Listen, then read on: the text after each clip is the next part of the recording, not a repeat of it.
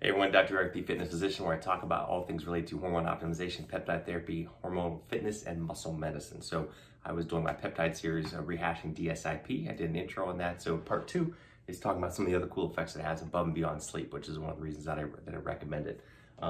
It has some anti-convulsant effects in those who are prone to seizure disorders or convulsions, tremors, etc. But more importantly, it has a neuroprotective effect. It does this through different ways. It decreases excitotoxicity in the brain, overall provides protection to the cells and actual neurons in the brain themselves and the astrocytes.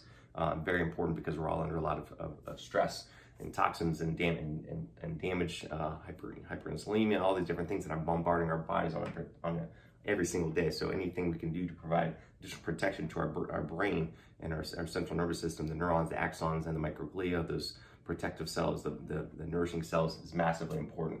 DSIP also attenuates some of the effects from stress, right? Emotional and psychological responses, corticotropin releasing factor, these things that all these stressors that come upon us, they can kind of attenuate these effects, mitigating their damage and improving our resilience and ability to come back from this. So, and one of the most important things is that it's more of an antioxidant, especially the nervous system, which of course can decrease cellular damage.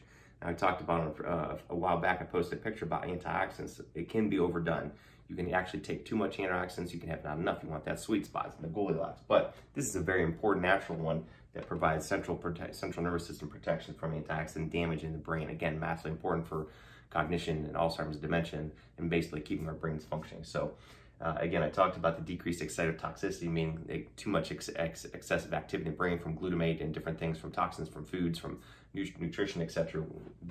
I won't get into it now, but there's different neurotransmitters in the brain, and glutamate and some of these other ones can cause too much excitotoxicity. Makes us think of like slamming down a whole bunch of Red Bulls. You're ramped up, your brain, your nerve cells are firing too much, and that's not good. You don't want that. You want that balanced out. So this is one thing you can do, is kind of balance that out and mitigate that effect. And it also has an effect on neurotransmitters, other neurotransmitters in the brain too, like GABA, dopamine, serotonin. Again, it's about balance. Similar to BPC, it has a balancing effect. It kind of makes them do what they're meant to do. It doesn't raise them too high or too low, kind of puts them in that sweet spot.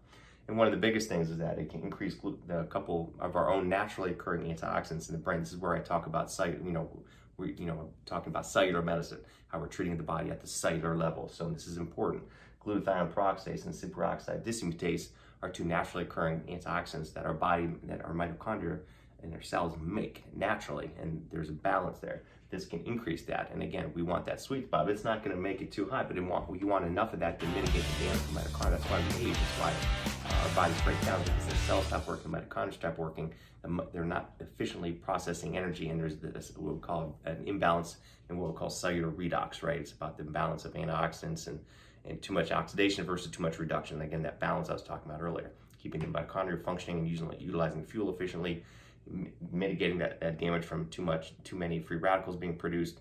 You need them to do certain things, but you don't want too much. Again, it all comes back to the same thing. So you want to balance. That's called cellular redox. We talk about that in our peptide mastermind group. So these are a couple naturally occurring peptides that can be damaged, or sometimes we cannot make enough of. So this is very important. So all across the board, DSIP, of course, help with sleep, foundational. But like I said in the last video, some people it just doesn't seem to do much, and you have to play around with that a little bit. But that being said, even if you don't notice a huge difference in your sleep, you're getting all these other benefits in a natural, safe way. So pretty darn cool. So the next video, I'll just talk about the dosing real quick, and we'll continue on. So like this post, tag it, share it, tune in, let me know what you want to talk about.